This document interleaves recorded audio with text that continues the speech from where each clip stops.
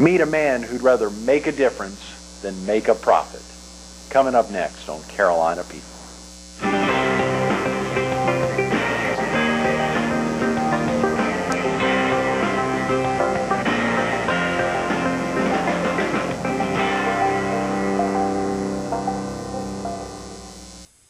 Good morning. Welcome to Carolina People. This morning we're at the Smith Center at Francis Marion University.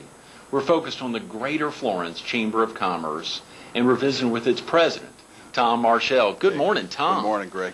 Thanks so much for getting with us to help wrap up the week. We're delighted. I'm delighted. I tend to talk in the plural when I talk about the chamber, but we are delighted to be your guest. And when you're talking about the we, is that the 900 members, or is that you and the chamber staff? Actually, it's the staff that helps me make it happen for Florence and the region. Mm-hmm. And it is a big region, Tom. And a growing region. I mean, everything you read nationally talks about the Carolinas as being the darling of all the baby boomers retiring. We're seeing huge growth and big investment, specifically in Florence, where we characterize ourselves as the heart of the PD region. Now, is Florence really recognized as the heart primarily because of the interstates? One interstate splits it, another one ends there, or has it always been recognized that way? Well, I think we sliced and diced that a few times. And essentially, it was initially a railroad intersection. Then, as Interstate 95 became the route from New York to Miami, guess what's halfway between New York and Miami? Florence, South Carolina. Then when Interstate 20 was completed and dead-ended, if you will, or T-bones into 95. So we started as a railroad intersection, then ended up as a major arterial intersection. And in fact, because of that, Florence, the Hotel Motel Association tells me, we are the most hotel-roomed, single location in America. Oh, come on. People that come and stop for one night on their way either north or south. And ironically, when they changed the speed limit a few years ago, back up to 70, Florence businesses dipped a little, but Lumberton increased because Lumberton was just that extra, well, come on, Mom, we can make it an extra half an hour. Yeah, that's fascinating. I never thought about that. So folks had often thought of Florence really as that Miami to New York. They really thought it was the central point. Exactly, Greg. My wife Marilyn is a Philadelphia native, and she would visit a friend of hers and would stop in Florence. And so little did she know that we would be spending our best years in Florence. But what happened because of that? We are the medical center and the hub of this entire region. McLeod Hospital and Carolinas Hospital Systems both provide an expansive array of services. I think the only thing you can't have done here is a heart transplant. So I'm surprised because they both so well recognized, and cardiac and heart disease and stroke are the PD would be more or less the belt buckle of the stroke capital of the world. I mean, this is a tough area. So regrettably, it's exactly why they are as you said, the catheterization and all the various things that go along with what I guess I would call it just being the belt buckle. And that's what we've been described as. Those are both amazing groups there. We were so excited earlier this week to have Erwin Paxton in, as former chairman of the foundation board and then the hospital board. Made an amazing commitment to McLeod, and I think it was a giving back effort. He is a giving back person and is a very important board member for the Downtown Development Corporation.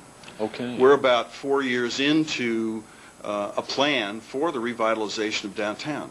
We've seen probably $35 million invested up until now, and this fall or spring we will be seeing the brand new Florence County Public Library. Oh, yeah. About $17 million, thanks to the Bruce and Lee Foundation and the support of the corporate community. In fact, we're right now in the process of doing some fundraising so we can fill that library up with some books. Yes, very definitely. How is that going about it? What are they doing? I think Dr. Hobika or George Hobika was with us some point last year promoting much of what was happening.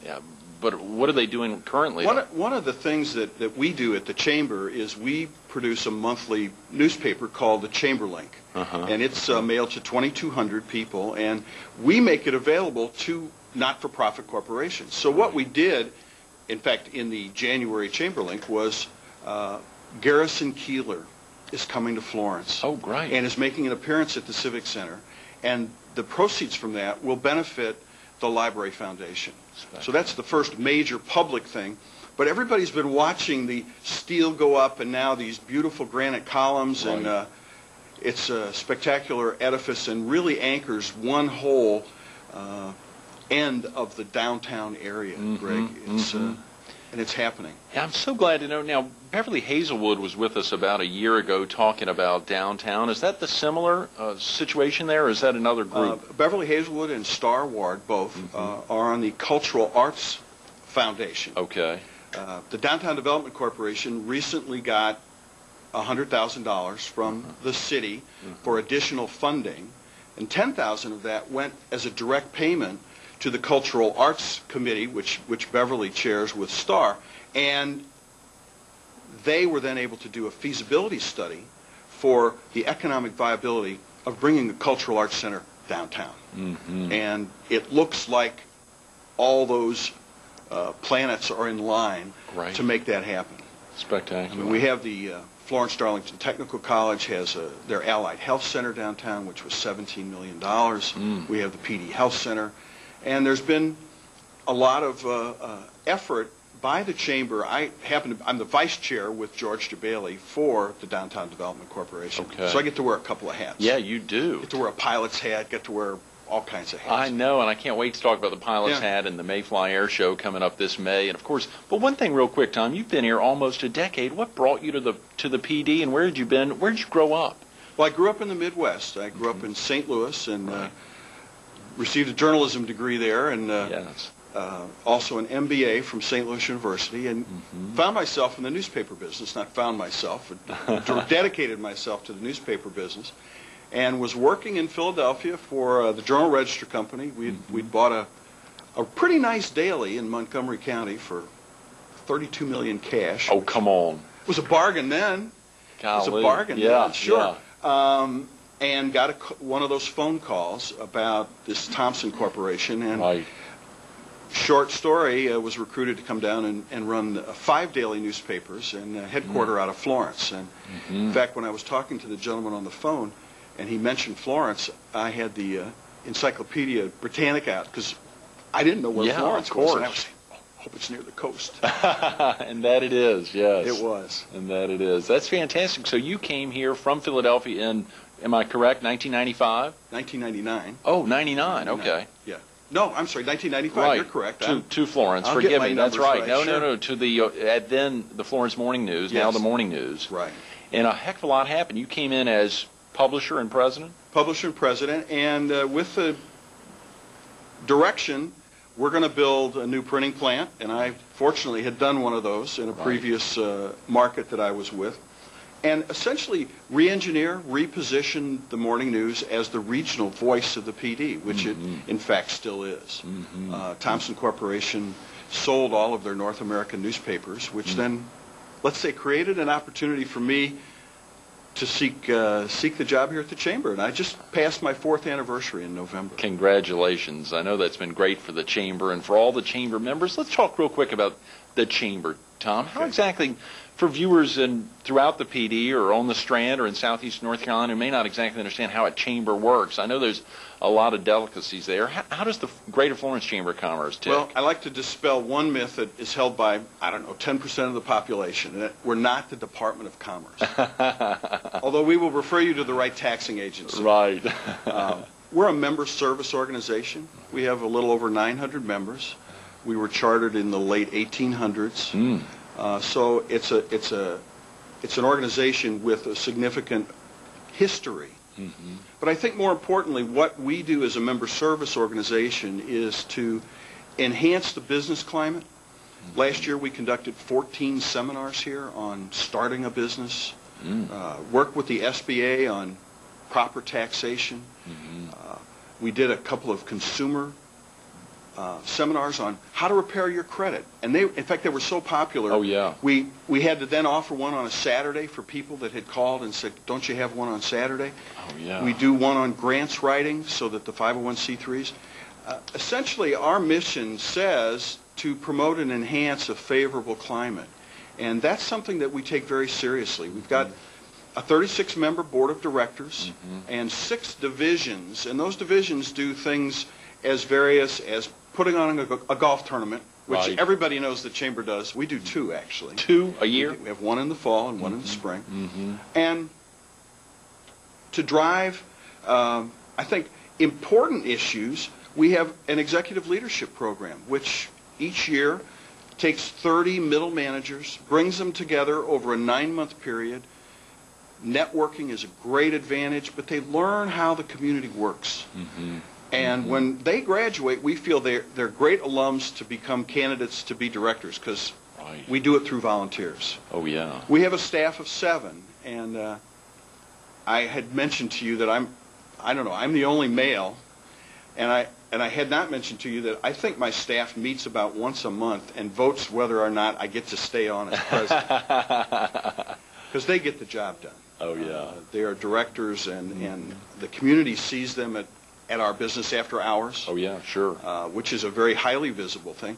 And those business after hours, we did a customer survey last spring, Greg, and our overall satisfaction rating was 86%, which 86%. I think the Zagby and all the pollsters now I'd love to be a candidate with that. But it was, I think, an affirmation of a lot of the things that we've done. And the number one benefit that they cited was networking. Business-to-business contacts, dealing with people that are of like minds that will deal on a handshake basis almost. And I brought this for you. This is our new chamber directory. Oh, great. And this is the hard copy of the networking.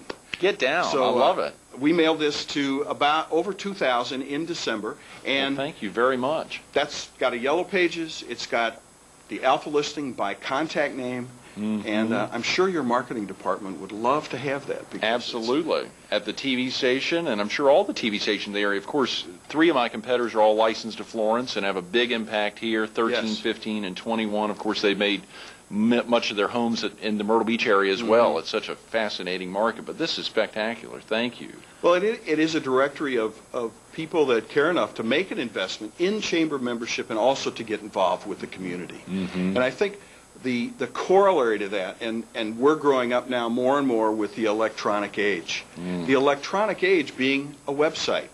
And the Chamber in Florence has a website, www.florencechamber.com. And last year it received over 360,000 hits. Is that right? So that when we talk to a small CPA firm about why it's important to make that $300 investment in membership, and we can turn around and say, your web address, your website was visited 350 times last year. There's not a businessman in America who wouldn't pay 75 cents, $1, $1.25 for a lead.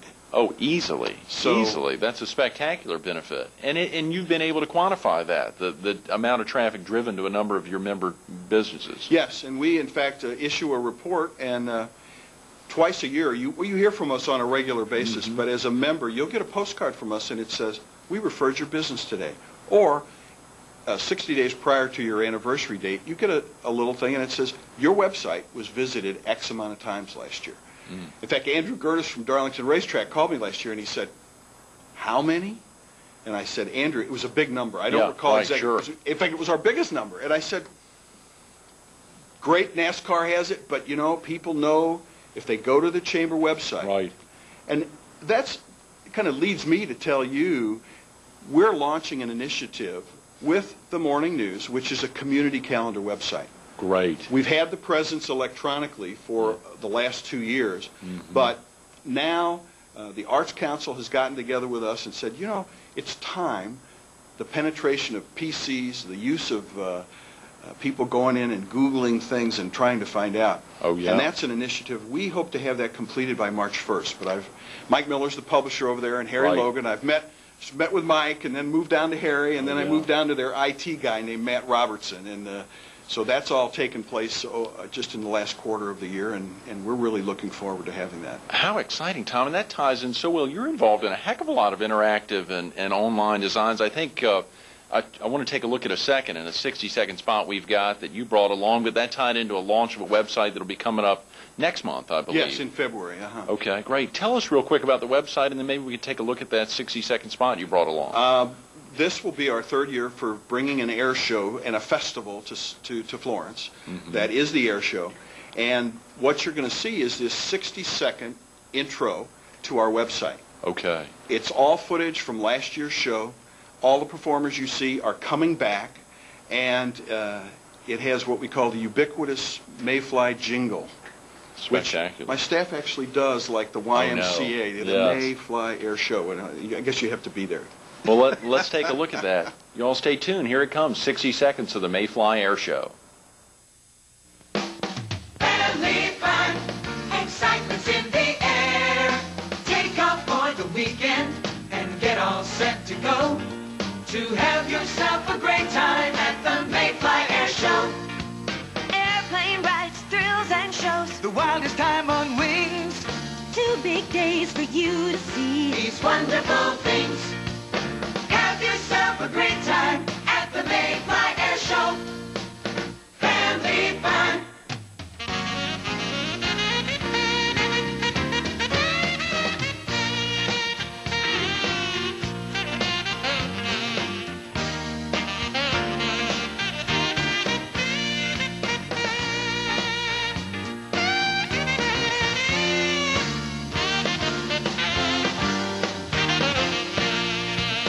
Have yourself a great time at the Mayfly Air Show. Family fun. We're at the Smith Center at Francis Marion University. We're focused on the Greater Florence Chamber of Commerce, and we're still visiting with its president, Tom Marschel. Yeah. Tom, that was a spectacular 60-second spot. It's hard to get bad footage when you have a Peterbilt jet truck that goes 300 miles an hour. Greg, that was the biggest event last year. We closed the show with that. And the one thing that people say most often is, the hair on the back of my neck stood up. Oh. This gentleman does something called the Masters of Disaster, which is the biplane. We've got 3 biplanes and the Peterbilt, and this year he's built a 57 Chevy pickup truck with 2 jet engines. So we're going to be opening the show with a pickup truck, and we're going to be closing the show with the Peterbilt and the 3 different biplanes doing amazing stunts. This is spectacular. Now, this is primarily a focus of the Greater Florence Chamber of Commerce. Do you get a lot of other folks involved, a lot of sponsors or otherwise involved from the area? People say, what's it cost to put on one of those air shows? And I Yeah. said, well, it's about $250,000. Oh, God, Tom. The gate prices, and we position our Mayfly as cheap, affordable family fun. Mm-hmm. I mean, you can get in $8 for adult, $4 for a child at Piggly Wiggly. People come up and say, thank you so much. We work with local vendors for all the food, Pepsi, Dubard, and local food vendors. We ask them to keep their prices down. Right. So it's good, clean, all-day family fun. And it is the first weekend of May. We have the International Festival. We have a Right. number of local. We have the Greek Festival.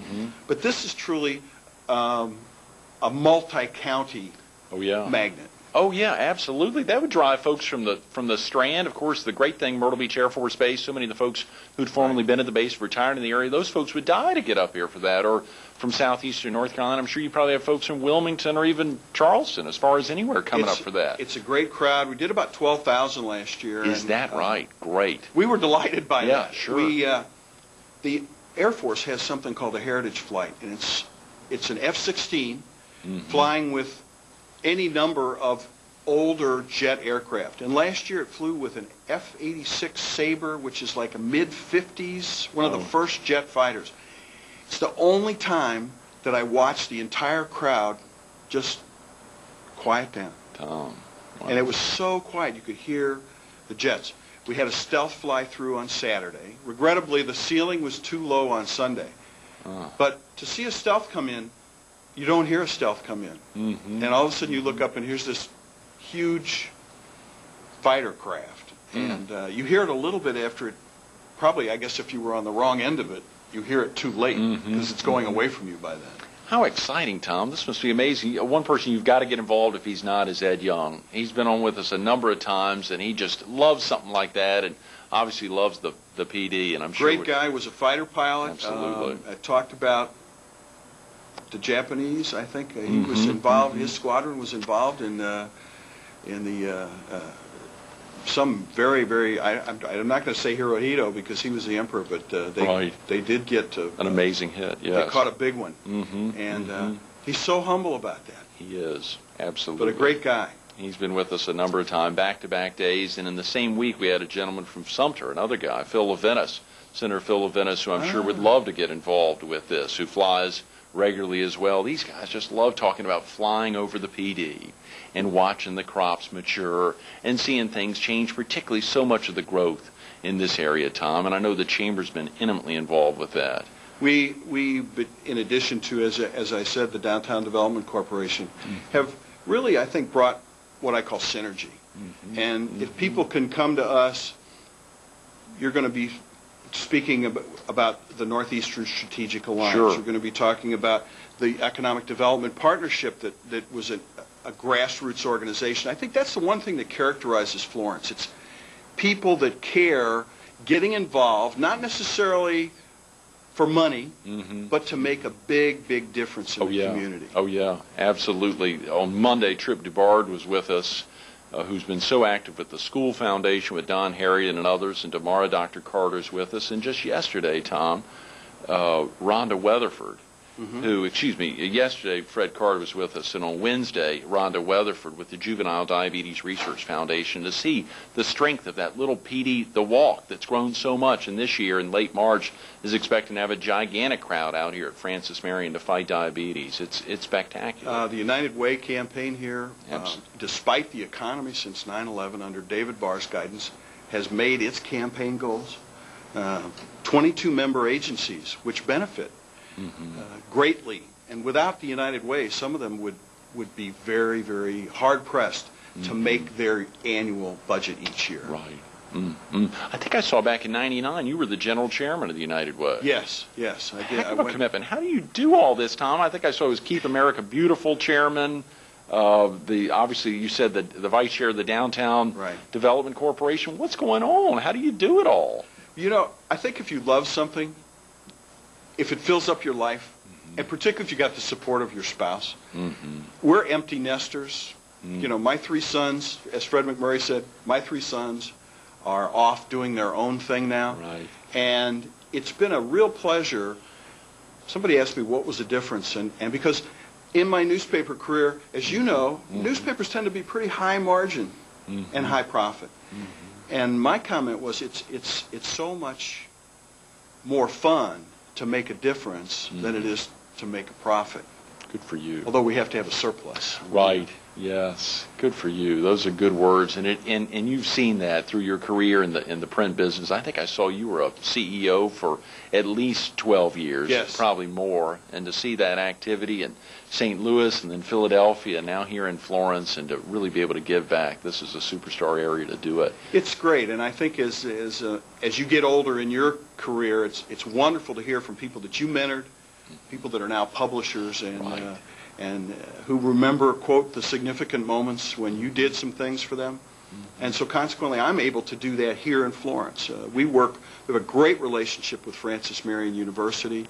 Dr. Carter, with a small business institute that they have, we do an intern program both with their undergraduate and actually we'll be doing a graduate internship program. I'm privileged to speak to the marketing classes, and I say, you know, you could be me. We could get there. Your career, if you keep your heart and your mind open to opportunities, the sky's the limit in this country. Oh yeah. Oh yeah. Tom, walking into the Smith Center this morning, I saw a stack of the morning news is here, the Voice of the PD, and they're doing a heck of a lot of marketing. I'm so glad to know you all have worked that partnership out, and to think about some of the things you were talking about, the small business development, the grant writing of those 12 seminars you all are putting on. I think one of them that really sounded great, how do you repair your credit? How do you all go about getting the word out to let folks know these events are occurring? The media here are very cooperative. We get good coverage in the morning news, and the TV and radio stations, we do a lot of the PSAs. Public service announcements, Which, sure. in some markets, if you do a PSA, it runs at 3 o'clock in the morning. Right. But the media here have been good to the not-for-profits, and you'll frequently hear things for the Red Cross. You'll hear spots for the United Way. You'll hear spots for the Chamber. We also put the word out in the community. We do ChamberLink, our newsletter, which is mailed to our 2,200, as I said, key contacts, and does a pretty good job. It was a sellout. We've had good reputation for the seminars, and I think if you're really striking the responsive chord, if you're really helping people to solve a problem, it tells you immediately. Do your sons get back to the Florence area much? They are a little older, I think you mentioned, Tom. Yeah, 30. yeah. I'm blessed. I have one of my sons is a golf pro, and he's down at Quail Creek at the beach. Oh, yeah. He's the head golf professional. Sure. And my youngest son is a musician, and if you're going to be at Mellow Mushroom or Sticky Fingers or a couple of other Kickin' Chicken in Charleston, you can hear his band play. Oh, great. And my oldest son is a little more starchy, like I am, I guess. He's my MBA son, and he's in Phoenix and works in the mutual fund business, but has produced 2 grandchildren for us, so we're delighted. Anyone out there in particular that's really driven you? I think, as with most men, your father. You know, you're going to say, it's Dad. You're always looking over your shoulder saying, did you see me catch that one? Right. So, yeah, it would be my father. Spectacular. Inspired by his dad. As he said, inspired by his staff, and inspired by that amazing 60-second video that we saw promoting the Mayfly Air Show. Get out there or go online at florencescchamber.com. Tom, thanks so much for being with us this morning. Enjoyed the time. Absolutely. Stay tuned to more Carolina People coming up next.